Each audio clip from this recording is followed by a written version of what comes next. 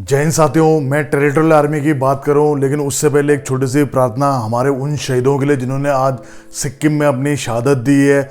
और साथ ही दुर्घटना इतनी भयावह थी कि अधिकतर लोग बहुत ज़्यादा शहीद हो गए हैं और जो घायल हैं 4 जिनको रेफ़र किया गया है, आप लोग उनकी सलामती के लिए भगवान से दुआएं करिए।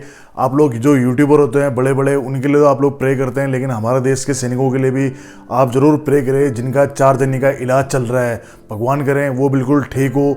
और जो जवान हादसे में शहीद हो गए हैं उनको हमारा दिल से नमन और भगवान से प्रार्थना करते हैं कि प्रभु श्री चरणों में उन्हें अपना स्थान दे। चलिए फ्रेंड्स, अब बात करते हैं टेरिटोरियल आर्मी की।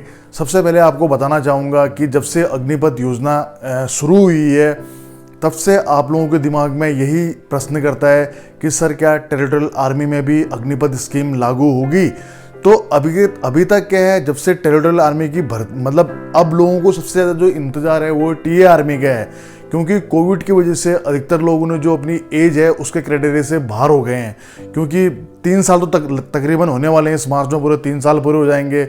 और काफ़ी पहले से जिन जिन स्टेटों में भर्ती नहीं आई थी वो तो वैसे ही ओवर एज हो गए हैं। तो अब उनकी जो उम्मीद की जो आखिरी किरण है वो है टेरिटोरियल आर्मी। लेकिन सबसे बड़ा सवाल है कि आखिर टेरिटोरियल आर्मी की भर्ती आएगी कब। तो आपको बताना चाहूँगा कि कोविड से भी 2-2.5 साल पहले आई थी टेरिटोरियल आर्मी की भर्ती।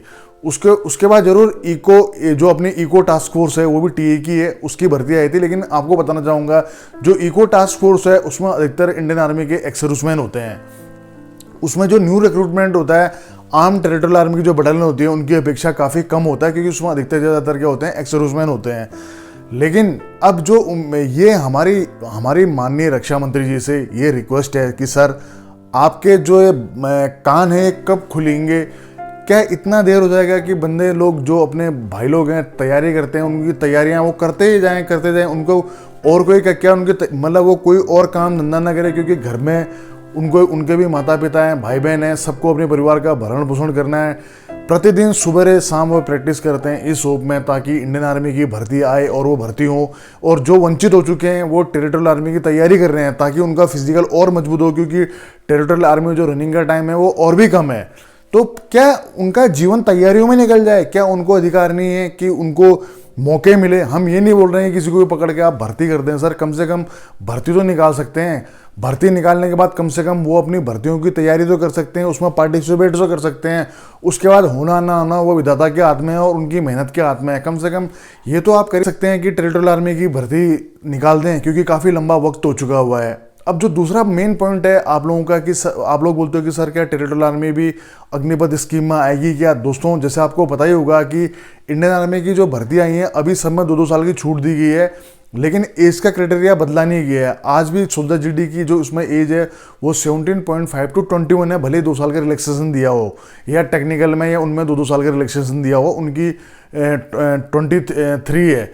तो लेकिन आप देखिए कि टेरिटोरियल आर्मी का तो एज का क्राइटेरिया ही 18 to 42 ईयर्स होता है। तो या तो इनको टेरिटोरियल आर्मी बंद करनी पड़ेगी भर्ती प्रक्रिया, ये तो होने से रही।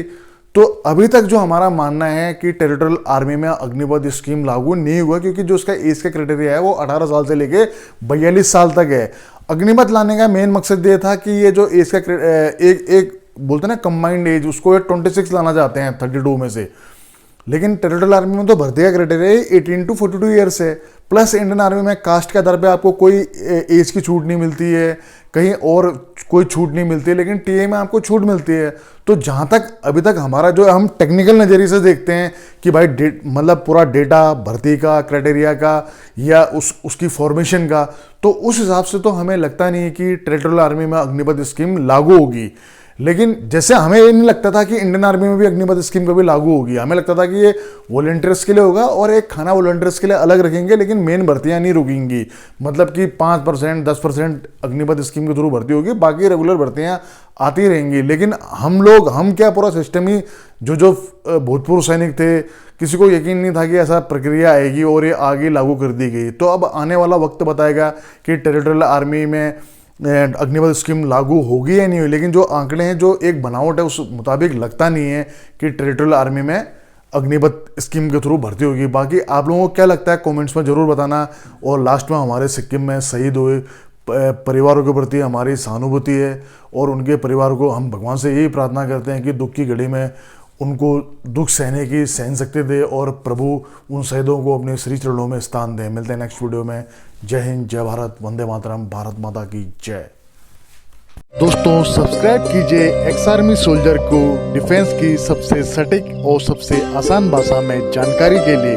साथ ही बेल आइकन को प्रेस करें ताकि आपको नोटिफिकेशन सबसे जल्द मिले।